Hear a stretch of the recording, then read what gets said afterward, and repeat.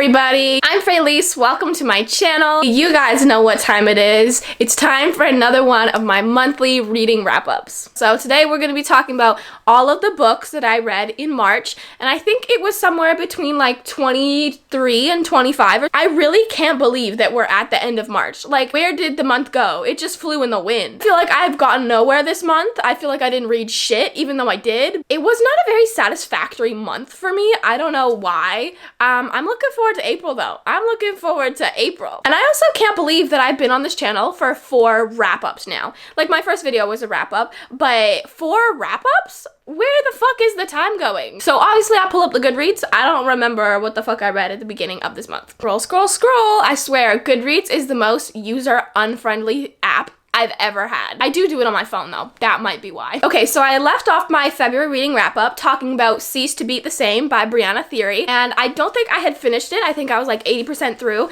when I updated you guys last, so I did end up finishing it. I did enjoy it. It was a little too slow for me. There was a lot of slow burn going on, and that's not always my thing. It is a duet, and the second book is out, so I really want to pick this up closer to spooky season. Well, number one, I got the motherfucking Rex for y'all, okay? I'm racking up gothic romances. I'm racking up paranormal romances. Come September, even August, I will have the goods for y'all. I shit you not. But yeah, I do want to pick this one up probably in August or September so I can add it to the pile to recommend. So I did enjoy the first one. I rated it like 3.75 stars, but I really want to pick it up when I'm in the mood for more vampires. And then I read Dark Torment by Cassie Hargrove. This is a stalker romance. I don't know why the fuck I read this, honestly. I don't know where I found it. I don't know why I thought it was gonna be like a life-changing read, because it wasn't. It was 3.5 stars because I enjoyed it. It's between a like really sunshiny plus-size heroine who works at a like animal shelter.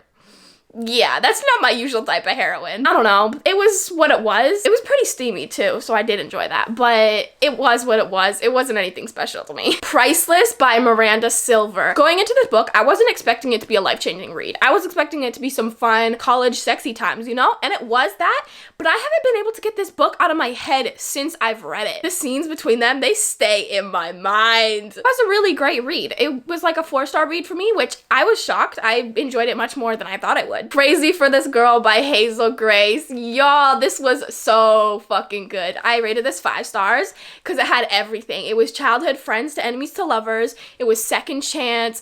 It was forced proximity. It was a little steamy and there's a lot of groveling, and it just hit all the motherfucking points. But really, my favorite part was the fact that he was really tortured and there was so much groveling and she did not give no fucks. Yeah, I really, really loved this one and I really, really recommend it. The next one I read is Coercion by Candace W. Wright, I think. I read Candace W. Wright in February, I think, but I did not enjoy this. I did not enjoy this. This was also stalker, and the guy was so motherfucking manipulative, and the heroine was like not weak, but she was weak, but she was just unlikable. There was really nothing to this that I enjoyed. I did rate it 3 stars. Then I read a highly anticipated release. It's part of a series. If y'all watched my January wrap up, you know I fucking loved the Torment duet by Dylan Page, and this is the 3rd and 4th book, Ashes, and it was alright. Torment 1 and 2 was written in a really gorgeous, lyrical, really emotional kind of way, and this just felt so high schooly. It was kind of like it was written by 2 different authors, and it was really sad. It's also high school reverse harem, which I went through a phase where that would have been my shit, but now it just feels cliche. Like, yeah, I don't know. It was not really realistic to me.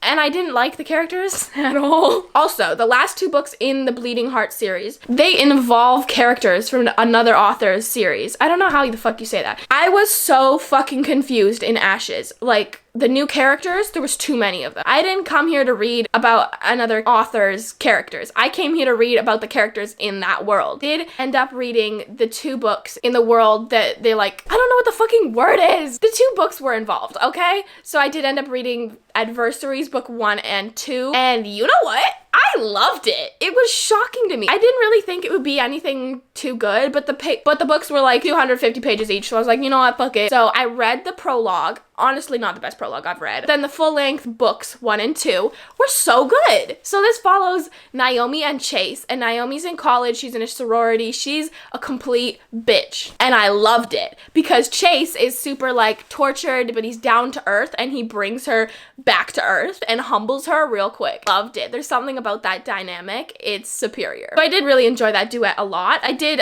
deduct stars because of that goddamn cover. Oh my god. And then I read Mercy, which is book 4 in the Bleeding Hearts series. And I was definitely more prepared this time after reading the like companion, I don't know what the fuck to call it, other world that it interacts in, okay? I was a lot more prepared. This is a captor-captive romance, interracial relationship, and you know what? It was kind of lacking. It still missed that really lyrical way of writing, the emotional connection that I got in Torment 1 and 2. So yeah, that was the last book in the series, and overall I think I gave the series 4 stars because of those like 10 million stars that I gave Torment. Ashes and Mercy were like 3.5 or 3.75. And then I read Darling Venom by Parker S. Huntington, I think, and I saw this in a lot of places, and I was like, do I want to, do I not? I loved this. This was super great. It was so fucking long though, like it took me 5 days to get through. So it starts off with the heroine who becomes friends with this guy, and then Kellen dies, and Lottie's pretty heartbroken. A few years later, she meets his brother, and then they have a relationship, which was actually really natural to me. Like, I really needed it to be natural, else I wouldn't believe it. I really enjoyed the forbidden part. There's also an age gap, and it was great. I think you really got to read it for the characters, honestly, because there's not too much plot. There's just a lot of character redemption and development, and I enjoyed it. And then I read Ward, which is a quick, steamy, short novella, and I have a thing for the Guardian Ward trope, honestly. Like, after reading Swan Song by C. Lamari in January, that trope just became my shit. So this one was quick, it was steamy. It wasn't really anything special, honestly. It was pretty forbidden, it was pretty taboo. It also had organized BDSM in it, which I'm all for the kinky shit, can you not tell? But what I don't really love is when it's organized to the point where it doesn't feel natural, and it doesn't feel like you're out of your mind with desire, you know? And I got a lot of that in here. There's like a lot of BDSM parties, but it's not for me. So, you know, it was quick, it was steamy. I read it in one sitting. It was good. Oh my good god. So this next trilogy is the Grip Trilogy by Kennedy Ryan. I will be recommending this so fucking much. So this follows Grip in Bristol. Bristol goes to see her brother for spring break. Grip picks her up. Grip is her brother's best friend. Grip is an aspiring rapper, and they just have such a connection, even in the novella prologue. But in the book where you see them like years later, their connection is one of the strongest I've ever read. Really emotional. It's a lot more than just a romance. It discusses a lot of issues with race, with prejudice, and like all the ups and downs of their relationship.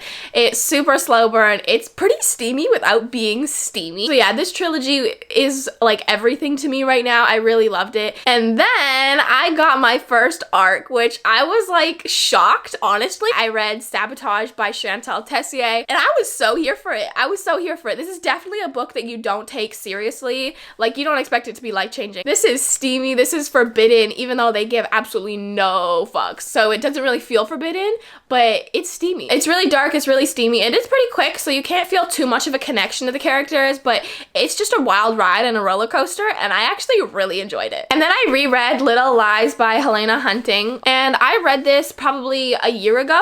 It was probably my favorite read of the spring last year. I was just in the mood for a brother's best friend thing after reading the Grip trilogy, and I do remember really loving this, so I picked it up, and I still enjoyed it, but my reading tastes have changed so much since then that this really isn't my jam anymore. But I enjoyed it, but it was kind of basic to me. And for a hockey romance, there was absolutely no hockey. I enjoyed it, not as much as I did before though. I gave this one 3 stars. And then I read Peep Show by Isabella Starling because I saw it on TikTok. I've read this before, sorry. I read this in September, and then I saw an excerpt from it on TikTok, and I was like, bitch, I should read that again. If you read this, read it for the smut, because that is all that this shit is. Actually, I take that back. There's a lot of mental health in here, and I think it was written quite well. I think it was really realistic. The smut is what you read this book for, though. I mean, as you can tell, Peep Show, like. And then I read the finale of The Kingmakers, The Savage by Sophie Lark, and honestly, when she announced that she was coming out with this, I was like, why? Like, I didn't really want to see Sabrina and Adric's story, if I'm honest, because they already got their marriage. But you know, when it came out, I was like, yeah, okay, I'll read it. And I read it, and I gotta say, it's probably one of my least favorites by Sophie Lark. I've read like almost her entire backlist, but this one just felt like zero mafia connection. Like, they were a gang running a drug ring, and that's it. That being said, Sabrina and Adric are two like explosive characters, and together it was a wild ride, and it was pretty fun to read. I also loved how Sabrina is bisexual in this. It just felt like the drug angle was thrown in from nowhere, and then the whole book surrounded it. So I did rate this one like 3.75 stars. And then I read Blurred Red Lines by Cora Kenburn, and this is part of the Carrera Cartel. I just read it because of that. The Carrera Cartel, like, how fun is that to say? And it had a great cover. I ended up DNFing this one at like 30%, I think, and then I just skipped to the end to see their happily ever after. And I just felt no connection to the characters. I love a strong heroine, especially a mafia, and the hero was pretty ruthless, and I was kind of liking him, actually. I just couldn't feel connected to them. I talk about this one and my next read in my DNF'd books video, which came out just a few days ago, so I'll link it in the corners, but it's also on my channel page. Oh, sorry, this is the one I actually DNF'd at 30%. The one before I DNF'd at 60, Wicked Fate by V. Simran. I think it was like on Wattpad and then adapted to being a Kindle Unlimited book. I just wasn't feeling it, but I give you guys my full thoughts on both of these books in my last video, so if you want to hear my thoughts, go check that one out. I'm not gonna say it twice. Raw by Belle Aurora. This one, it was what it was. It's a stalker romance. It was powerful, possessive hero with like heroine who doesn't know what the fuck she's getting into, and it was pretty toxic. I wouldn't classify it as a love story, honestly, but at the same time I would, because I don't know what I just said. But yeah, I did finish it because it was pretty quick, but I rated this one 3 stars. And then I read my first paperback in like over a year. I read Lilac in January, I think, but it was a reread, so that doesn't really count. I read My Kind of Monster by Lilith Roman. Oh my god, if you see my annotations here, just know I have tons more. It's like time consuming to be reading something and then annotating it at the same time. Okay, number one, let's talk about how gorgeous these pages are. I also underline my annotations, which is really time consuming. So My Kind of Monster is a captive-captor romance. And our hero, Nicholas, I think I'm saying that right, but he lives in the mountains and she is being held captive by a monster, not literally, but like a human who's a complete monster and evil. And then she gets away and he chases her and finds her and kind of keeps her captive, but they're also snowed in the middle of a mountain, so she can't go anywhere. But I really love this one. I did give it 4 stars because it didn't feel too much of a connection to the characters. The book was awesome. The plot was kind of not fully there. I didn't give any fuck because I was so invested in these characters. They're so hot together, like so hot. Unconditional by QB Tyler. So this is the book that I finished yesterday. I saw the new cover for this and I was like, obviously I've got to read that. Plus it has a Guardian Ward trope in it, so I was super excited. This one did not disappoint. It's super taboo, it's super forbidden, and it had me thinking sometimes. It was really beautiful. I really loved the found family in this, how they're like completely there for each other, and in the Guardian Ward trope, especially if it's like a huge age gap and really taboo, I need to have a strong heroine. And while usually all the heroines in this are like super scarred because they've been through a lot of shit, they're usually strong. And I love that about this heroine, Maddie. She was strong, because if she wasn't strong, then I'd see her as a child and be like, no, this is grooming. But she wasn't, and I really enjoyed that. I did really enjoy this book, and I do want to read more by QB Tyler because this was great. I really liked her way of writing as well. So yeah, I give this one 4 out of 5 stars. And that cover, man, that cover is gorgeous. And that brings us to the book that I am currently reading, which is Diabolic by Penn Cassidy. I don't know where I found this, but I picked it up yesterday. It's a series, I think. Oh my god, it's an incomplete series. I hate reading incomplete series. It's reverse harem. The heroine is super strong, but not in like a overly cliche way that a lot of